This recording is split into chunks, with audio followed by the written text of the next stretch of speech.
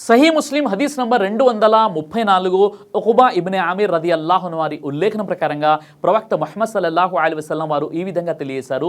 ఏ వ్యక్తి అయితే సరైనటువంటి పద్ధతిలో చక్కగా వజూ చేసుకొని ఆ తర్వాత నిష్టగా 2 రకాతుల నమాజ్ చదువుతాడో ఆ వ్యక్తికి జన్నత్ అనేది, స్వర్గం అనేది వాజిబ్ అయిపోతుంది, అంటే తప్పనిసరి అయిపోతుందని ప్రవక్త ముహమ్మద్ సల్లల్లాహు అలైహి వసల్లం వారు తెలియజేశారు. ఆ సహీహా హదీస్ నంబర్ 3689 అబూ బురైదా అల్ అస్లమీ రదియల్లాహు అన్హు వారి ఉల్లేఖన ప్రకారంగా ఒకసారి ప్రవక్త ముహమ్మద్ సల్లల్లాహు అలైహి వసల్లం వారు బిలాల్ రదియల్లాహు అన్హు వారిని పిలిచారు.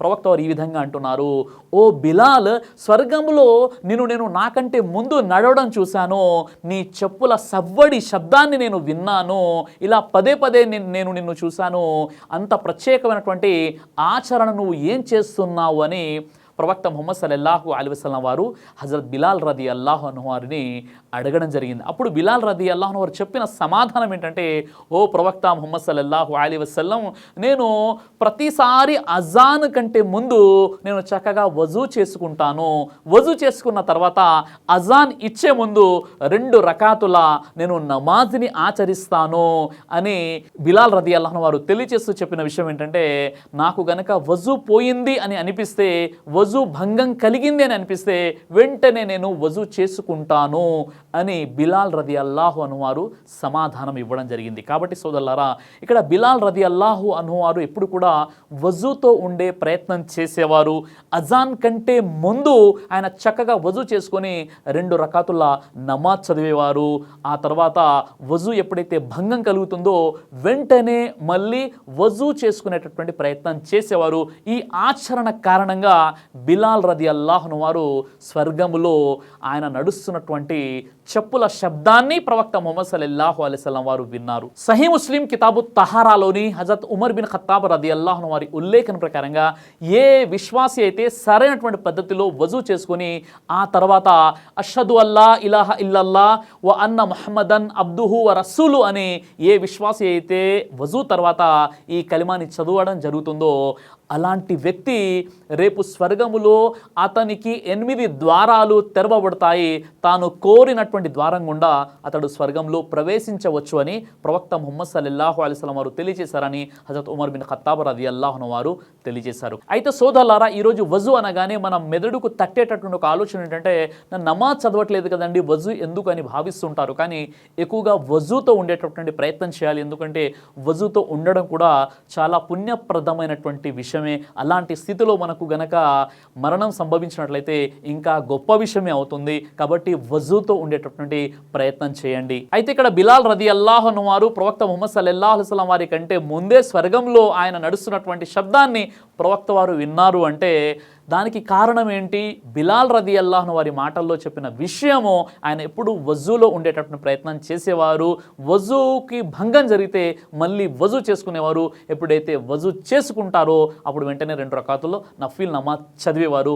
ఈ ఆచరణ, మరి ఇలాంటి ఆచరణ మనం ఎందుకు అలవర్చుకోకూడదు అంటే, నిజంగా ఇలాంటి ఆచరణ అలవాటు చేసుకోవడం ఎవరికి సాధ్యమవుతుందంటే, ఎవరైతే 5 పూటలు నమాజు చదువుతారో, ఎవరైతే జమాత్తుతో నమాజ్ చదివేటటువంటి ప్రయత్నం చేస్తారో, ఎవరైతే మస్జిద్లకు వెళ్తారో వారికి సాధ్యమవుతుంది తప్ప కేవలం ఈ ఒక్క హదీస్ను పట్టేసుకొని ఇక నేను స్వర్గానికి వెళ్ళిపోతానంటే వారికి ఈ విషయం వర్తించదు.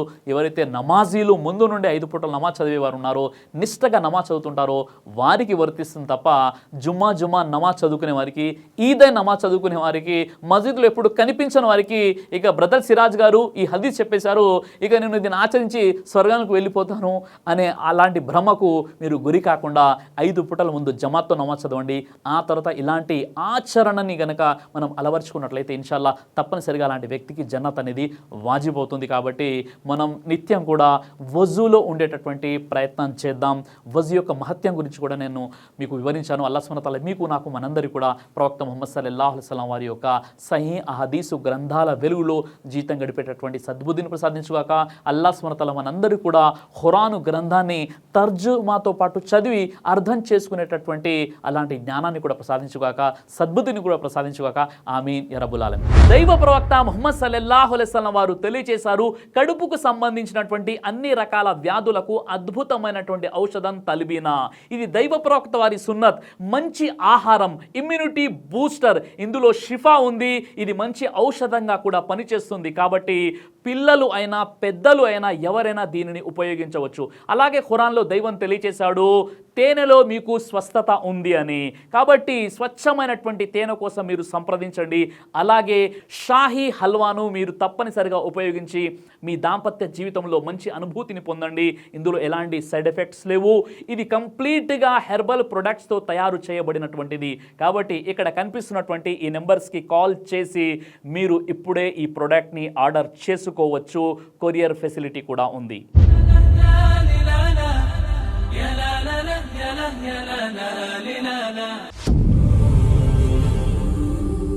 బ్రదర్ సిరాజ్ అని యూట్యూబ్ ఛానల్ని మీరు సబ్స్క్రైబ్ చేసినట్లయితే ఇన్షాల్లా దేవచిత్తం అయితే మీకు వీడియోస్ వస్తుంటాయి. అదేవిధంగా బ్రదర్ సిరాజ్ అనేటటువంటి ఫేస్బుక్ని కూడా లైక్ చేయడం వల్ల మీకు వీడియోస్ వస్తుంటాయి.